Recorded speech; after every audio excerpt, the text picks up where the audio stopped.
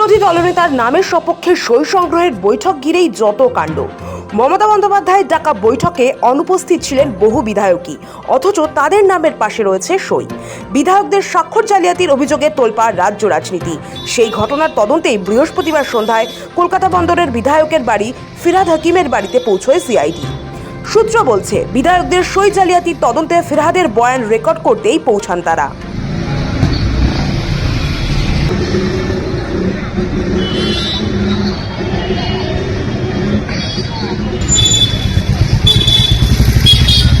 কালীঘাটের সেই বৈঠক ও সিআইডির নজরে রেজলিউশন কপি।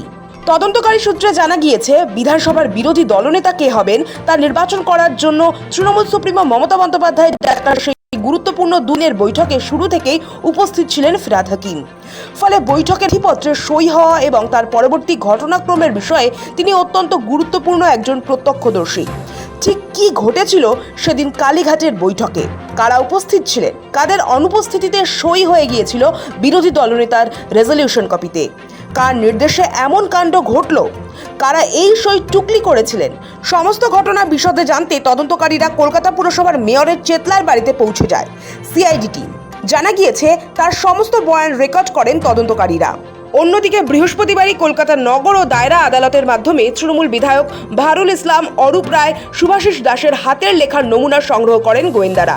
সূত্রের খবর, আদালতের নির্দেশে 19 নম্বর কোর্টে উপস্থিত হন বিধায়করা।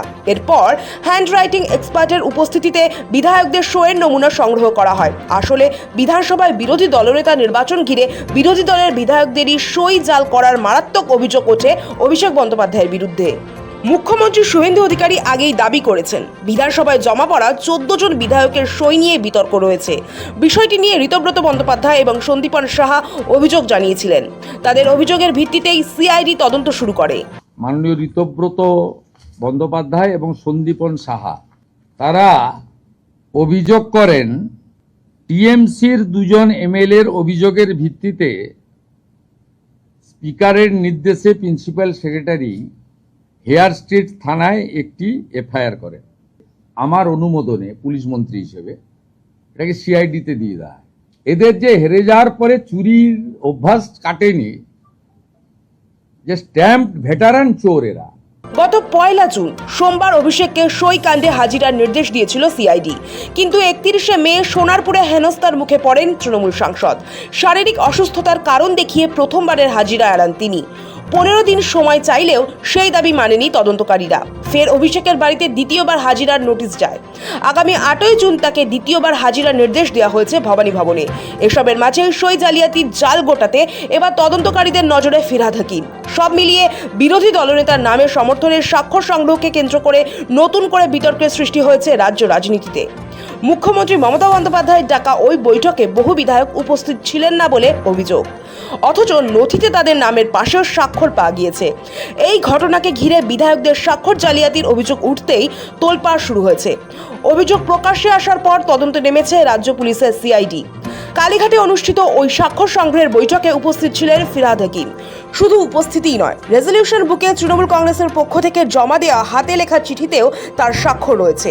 তাই ওই বৈঠকে কারা সশরীরে উপস্থিত ছিলেন এবং কারা অনুপস্থিত থাকার সত্ত্বেও তাদের নামে স্বাক্ষর করা হয়েছিল সে বিষয়ে ফিরহাদ হাকিম গুরুত্বপূর্ণ তথ্য দিতে পারেন বলে মনে করছেন তদন্তকারীরা।